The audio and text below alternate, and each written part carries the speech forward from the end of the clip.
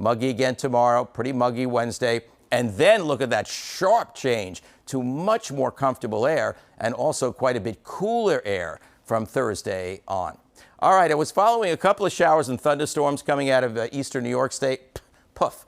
This was just not a favorable situation to get to our area today. There are no fronts nearby. Situation will be a little bit different, though, tomorrow. Again, everything just falling apart tonight. So we should get at least a few scattered downpours or storms in the region tomorrow, and that'll probably be repeated on Wednesday until we get a front to move through the region. And once it does, see how Thursday the wind is coming from the north-northeast? Complete turnaround, and significantly cooler and less humid air will be moving in then.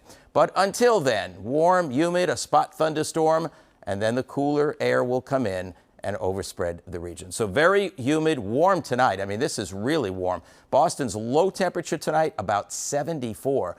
Cooler on the Cape, but you got to pay the price of dense fog down there. Tropical-like humidity tomorrow with a sun-cloud mix. A couple of thunderstorms or heavy downpours. Most areas upper 80s, low 90s, except down on the Cape, where it'll likely be in the 70s. That's for tomorrow. All right, check out the next 7 days. Toasty times are still ahead for tomorrow.